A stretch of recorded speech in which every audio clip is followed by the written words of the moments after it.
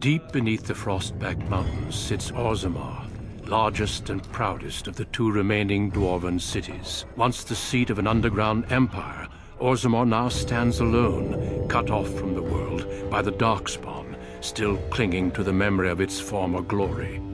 Below the vast statues and gilded halls where the noble families play at politics, the lower castes live in their shadows, scurrying to serve like their ancestors before them.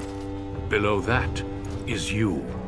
You are casteless, the dirty secret staining Orzammar's perfect society, forced, along with your sister, to sell your services to the crime lord Barat. To the rest of Orzammar, you are proof that the casteless deserve their fate. But you know you do what you have to, the same as everyone, just to survive.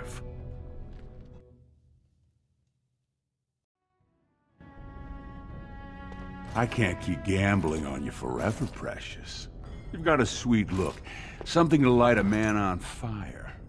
But you gotta make it count. Please, Barat. Can we not do this in front of my brother? Why not? He knows the slope of the land, don't you, boy?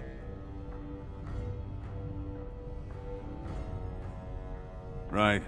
That's sweet. Before me, your sister was just another duster. Now check her out. Braids down to here, gold-capped teeth.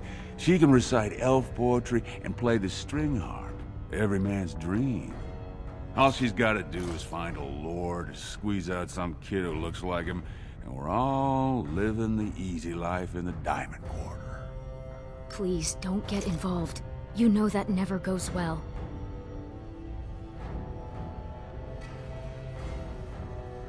Listen to the kid. He knows the deal you made.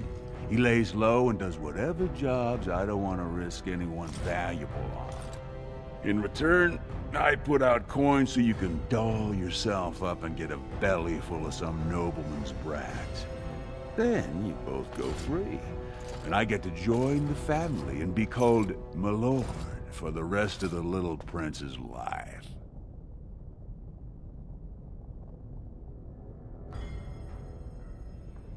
That's what everyone likes. A casteless with a big mouth. But I didn't come for the joy of your company. I've been looking at my investments, and this one hasn't borne much gold. I'm giving you another week, Precious. If you haven't found a patron, you're back to sweeping streets. But I have. I've met someone. That is, I didn't want to promise, but he seemed interested.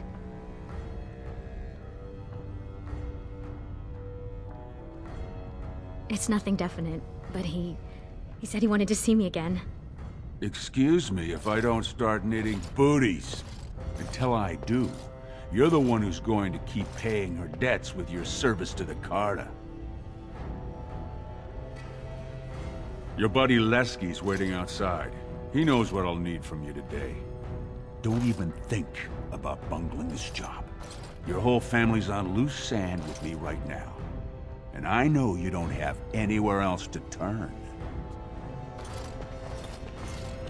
I'm sorry you had to see that. I know. You've always been a good brother. Always tried to protect me. I should have told you. Barat's been warning me ever since two of his other girls found patrons at Lord Harrowmont's reception. They've been getting gifts already. Lord Rooston gave Elsie a surface silk gown and she's not even pregnant. Barat's getting impatient. You've worked hard to keep him from throwing us out. I can only imagine the horrible things he's made you do. But there are a lot of desperate dwarves in Orzammar. He could buy any one of them to run messages and knock skulls.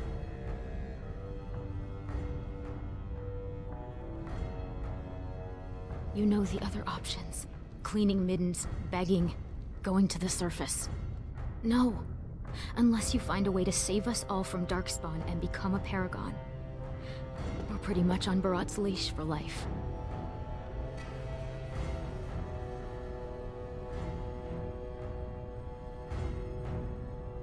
Money gives him power.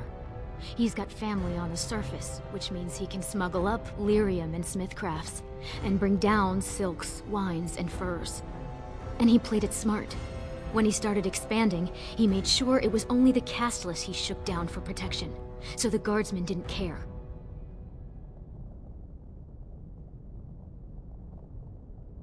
As far as the nobles are concerned, he still stinks of Dust Town.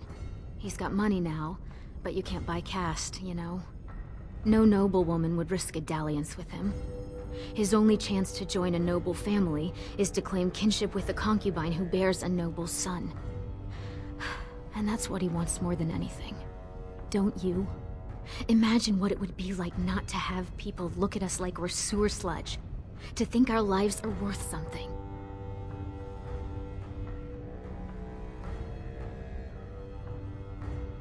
Don't underestimate him. Barat has thugs who'd kill their own mothers just to work for him.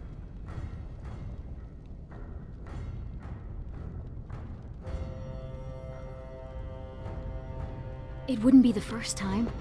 Garelon the Blood Risen was born casteless, you know, before he went to the surface. And he came back and won the throne. Many paragons have humble origins. All that matters is that the Assembly recognizes their achievements. And once they get that vote, they found their own house, and are as noble as if the ancestors themselves had made it so. Oh, don't pay attention to her. She's just a bitter old drunk. She also said you'd never learn to walk, or stop dumping in the bed. Make something of yourself just to spite her. Maybe you will. But until then, we can only serve as Barat demands. And he won't like it if either of us is late. Stay out of trouble. I'll see you tonight.